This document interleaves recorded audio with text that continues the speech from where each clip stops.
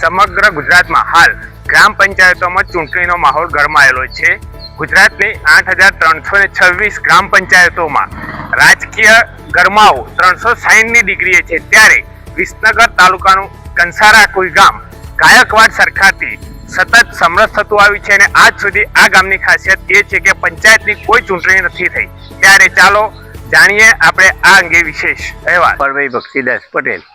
અમારું ગામ વડોદરા રાજ વખતે વડોદરા રાજના મહેસાણા પ્રાંતમાં હતું અને વડોદરા રાજ વખતે પણ ગાયકવાડ સરકારે પંચાયતોની રચના કરેલી। એ વખતે અમારા ગામમાં કોઈ પણ જાતની ચૂંટણી થયા સિવાય સમરસ ગ્રામ પંચાયત થતી।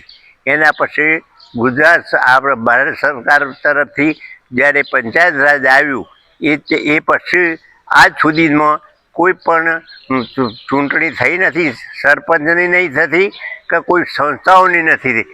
દરેક સંસ્થાઓ સમરસ રીતે બધા ભાઈઓ ભેગા બેસી અને હવમના ઉમેદવારો નક્કી કરી અને સમરસ સંસ્થાઓ બનાવે છે। શરૂઆતની અંદર સરપંચોને કેવી રીતે ચૂંટવામાં આવતા હતા? આમ પહેલાં શરૂઆતમાં સરકારની નીતિ પ્રમાણે જે મેમ્બરો પંચાયતના થાય એમાંથી એક સરપંચ ચૂંટવામાં આવતો અને બીજો ઉપસરપંચ ચૂંટવામાં આવતો। આ જે પછી પંચાયત રાજ આવ્યું એના પછી હવે સરપંચોની સીટો જુદી થઈ એટલે સરપંચ સમગ્ર ગામ ચૂંટે। પણ અમારા ગામમાં તો કોઈ ચૂંટણી થતી જ નથી એટલે સરપંચનું નામ નક્કી કરવા માટે જ્યારે જાહેરનામું પડે એ વખતે સમગ્ર ગામની તમામ કોમના લોકોની એક સભા બોલાવીએ અને સભામાં પંચાયતના જાહેરનામા પ્રમાણે કઈ કઈ સીટો છે, સરપંચ કયા કોમના છે એ બધું જાહેર કરી અને કહીએ કે એની વહેંચણી કરીએ કે ભાઈ તમારા કુટુંબમાં સરપંચની સીટ આવી છે અને તમારા કુટુંબમાં મેમ્બરની સીટ આવી છે તો તમારે 2 દિવસે ભેગા થઈ આખા કુટુંબે અને નક્કી કરી અને આવવું અને પછી બીજી સભામાં એ બધાના નામ લેવામાં આવે અને એમાં કોઈ નામ ડબલ આવ્યું હોય તો તેને સમજાવી અને સમરસ કરવા માટેનો પ્રયત્ન કરી અને અમે સમરસ પંચાયતોની રચના કરતી। અમારા ગામમાં કોઈ પણ જાતનો ભેદભાવ રાખવામાં આવતો નથી। પાટીદાર કોમના સભ્યો હોય તો પાટીદાર લેવાના, રબારી હોય તો રબારીના લેવાના, હરિજન હોય તો હરિજનનો લેવાનો, પ્રજાપતિ હોય તો પ્રજાપતિના લેવાના, ઠાકોર હોય તો ઠાકોર। એવો જેમ ક્રમ આવે એ પ્રમાણે જેટલી સીટો હોય એ પ્રમાણે અમે પહેલાં લેતા હતા અને આજે પણ એ પ્રમાણે જ લઈએ છીએ। એટલે ગામે સરપંચ માટે વારા નક્કી કર્યા। વારા નક્કી કર્યા। એક વખત મારા કુટુંબનો આવે, બીજી વખત રબારીમાંથી આવે, ત્રીજી વખત પ્રજાપતિમાંથી આવે, ચોથી વખત ઠાકોરોમાંથી આવે। જેમ જે ગામ નક્કી કરે એ પ્રમાણે સમરસતાથી બધી કોમોને સાથે લઈ અને આ પંચાયતની રચના થાય અને એ જ પ્રમાણે કાર્યવાહી પણ દરેકના વિસ્તારમાં એ પ્રમાણે કર્યા। કોઈ પણ જાતનો ભેદભાવ કર્યા સિવાય તમામ લોકોને તમામ સગવડો મળે એવી અમારે ગ્રામ પંચાયતની રચના થાય અને ગ્રામ પંચાયત કામગીરી કરે છે। સમરસતાથી ફાયદા થયા છે, બરોબર ને?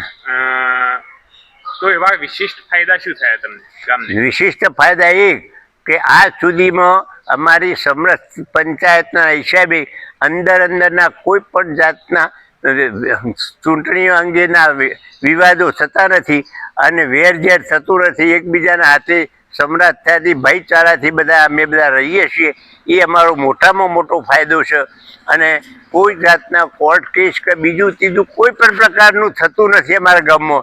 એ અમારો મોટો ફેક છે અને ગામના વિકાસમાં એકતાથી તમામ કોમને સગવડ મળે એવા કાર્યો અમે કરીએ છીએ અને એમાં સરકારમાં પણ અમારું વજન એ રહેશે અને સરકારની ગ્રાન્ટો પણ અમારે એ પ્રમાણે મળે છે અને એ ગ્રાન્ટોનો અમે સદુપયોગ કરીએ છીએ।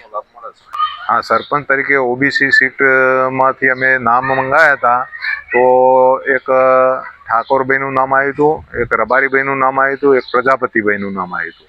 એટલે ગામ રૂપે ઠાકોરભાઈને સંમતિ ગામને આપી છે ફોર્મ ભરવા માટે। એટલે બધા હવે હાથે જઈને ઠાકોરભાઈનું ફોર્મ ભરાવશે અને એ સિવાય સભ્યોનોએ વહેંચણી કરીને એ રીતે સભ્યોનોએ ફોર્મ હાથે ભરાવશે। શું નામ છે તમારું? ઠાકોર અજમલજી તેજાજી। શું કહેશો, તમારું નામ સરપંચ તરીકે નક્કી કરવામાં આવ્યું છે? ગામ લોકોએ નક્કી કરી કે સરપંચ બનવા મને આભાર ગામ વતી. શું કહેશો, તમારું નામ નક્કી કરાયું છે તો ગામમાં આગામી સમયમાં તમે કેવા વિકાસના કામો કરશો અને ગામની સાથે રહીને કામ કરીશ અને ગામ કહેશે એમ કામ કરવા તૈયાર છે સરપંચ તરીકે. સમસ્યા છે તમે કેવી રીતે દૂર કરશો? ગામની સાથે રહીને કામ કરીશ. પ્રથમ તો અમારા ગામની રચના 16મી સદીમાં 1526ની સાલમાં આ ગામની રચના કરવામાં સ્થાપના કરવામાં આવી છે. આ રચનાની મોટો લાભ અમને છે. ગામના વિકાસમાં એટલો બધો લાભ થયો છે કે પહેલાં કોઈ પણ ગામમાં ગટરની ને પાકા રોડની વ્યવસ્થા ન હતી ને 50 વર્ષ પહેલાં અમારા ગામમાં અંડરગ્રાઉન્ડ ગટરની વિકાસની અમે યોજના કરેલી છે. એ અમારા સમરસ પંચાયતનો મહત્વનો ભાગ છે. એ દરમિયાન દરેક મહેલામાં પાકા રોડ અમે કરી શક્યા છીએ.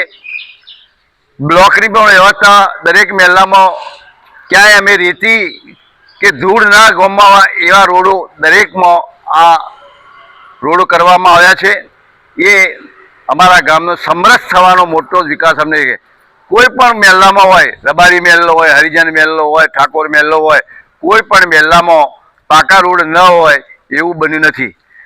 જે ગામોમાં ચૂંટણીઓ થાય છે એ ગામોને તમે શું સંદેશો આપવા માંગો છો? અમે એ ગામોને સંદેશો આપવા માગીએ છીએ કે તમે ચૂંટણીઓ થવાથી અંદર વેરઝેર થાય અને એ સામાજિક રીતે દરેકને નડે છે અને લોબા ગાળે ખૂબ નુકસાન થાય છે.